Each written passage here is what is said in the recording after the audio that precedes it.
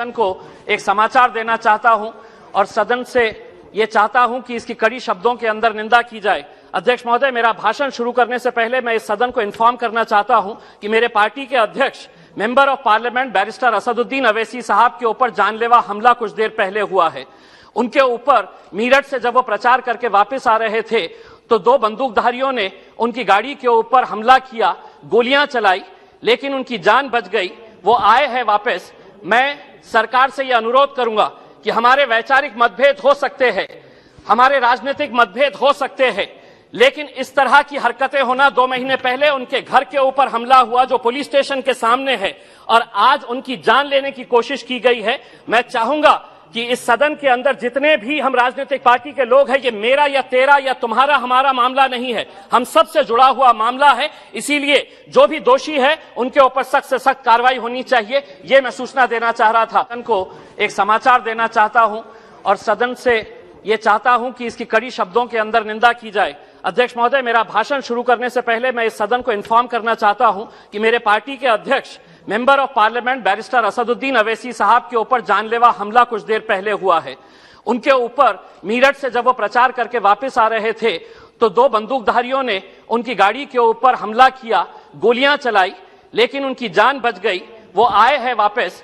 मैं सरकार से यह अनुरोध करूंगा कि हमारे वैचारिक मतभेद हो सकते हैं, हमारे राजनीतिक मतभेद हो सकते हैं, लेकिन इस तरह की हरकतें होना, 2 महीने पहले उनके घर के ऊपर हमला हुआ जो पुलिस स्टेशन के सामने है और आज उनकी जान लेने की कोशिश की गई है। मैं चाहूंगा कि इस सदन के अंदर जितने भी हम राजनीतिक पार्टी के लोग हैं, ये मेरा या तेरा या तुम्हारा हमारा मामला नहीं है, हम सबसे जुड़ा हुआ मामला है। इसीलिए जो भी दोषी है उनके ऊपर सख्त से सख्त कार्रवाई होनी चाहिए, ये मैं सूचना देना चाह रहा था। अध्यक्ष महोदय, भाषण का टाइम अब शुरू करें तो मेहरबानी होगी।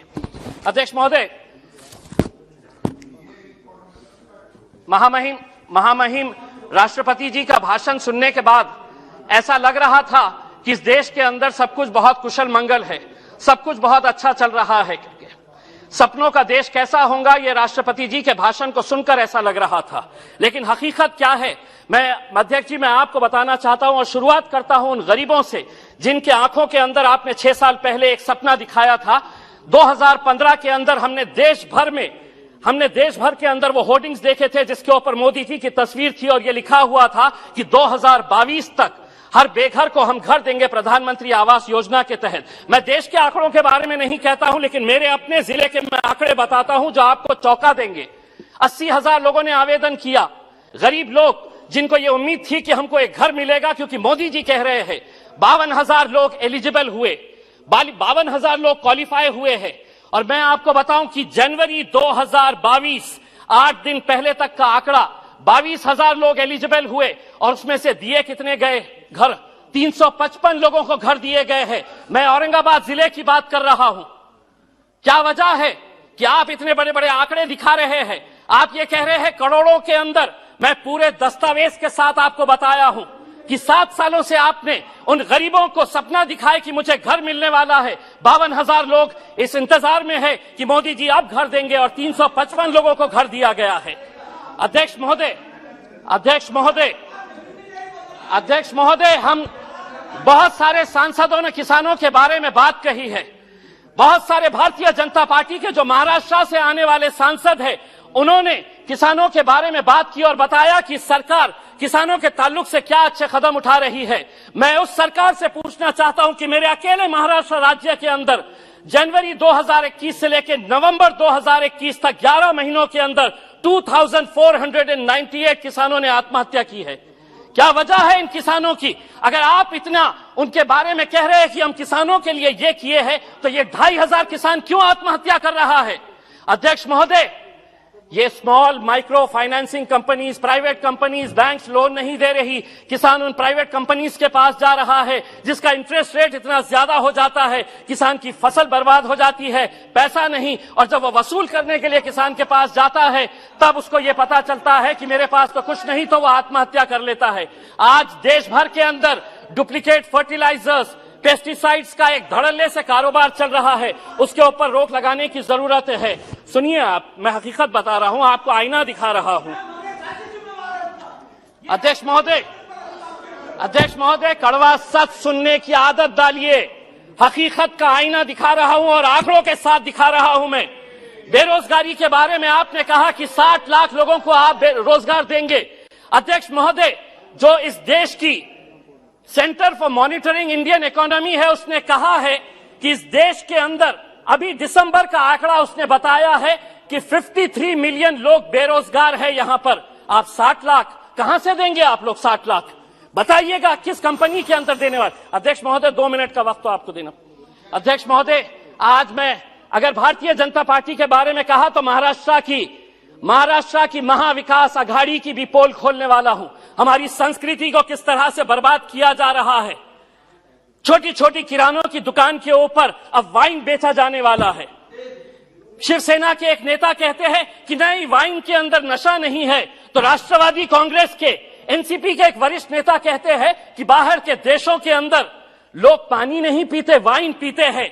बाहर के देशों के अंदर और हमारे राज्य के अंदर फर्क यह है कि हमारे राज्य में छत्रपति शिवाजी महाराज ने जन्म लिया था। हमारा राज्य जो है वो फुले शाहू अंबेडकर की पैदावार है। वहां पे आप बच्चों के हाथ में वाइन की बोतल दे रहे, कल वही वाइन की बोतल हटेगी तो बियर की बोतल पकड़ेगा, बियर के बाद वो विस्की पकड़ेगा।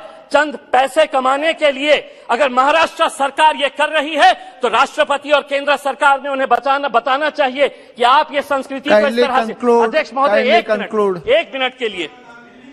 अध्यक्ष महोदय, रेलवे के ताल्लुक से भी हम आपको कहना चाहते हैं कि रेलवे के बजट के अंदर हर वक्त मराठवाड़ा के साथ जो एक पिछड़ा इलाका है, क्यों ये नाइंसाफी की जाती है?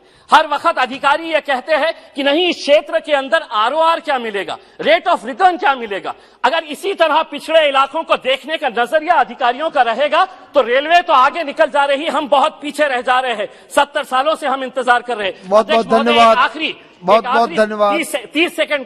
30 सेकंड में अध्यक्ष महोदय, आपने अध्यक्ष महोदय, राष्ट्रपति जी ने अपने भाषण के अंदर इस सदी के सबसे महान शख्स डॉक्टर भीमराव अंबेडकर जी को कोट किया है और उन्होंने बताया है कि हमारी सरकार का मोटो है कि जो बाबा साहब अंबेडकर ने बताया था कि हमारी सरकार किन मूल्यों के ऊपर चलती है, तो लिबर्टी, इक्वालिटी और फ्रेटर्निटी, इन मुद्दों के ऊपर दूर दूर तक आपका इन शब्दों से कोई लेना देना नहीं है। अगर ऐसा तो यकीन मानिए कर्नाटक की उन बच्चियों को आप बाहर नहीं निकालते जो अपने सर के ऊपर हिजाब लगाकर 10 सेकंड अपने सर के ऊपर अपना चेहरा हिजाब से।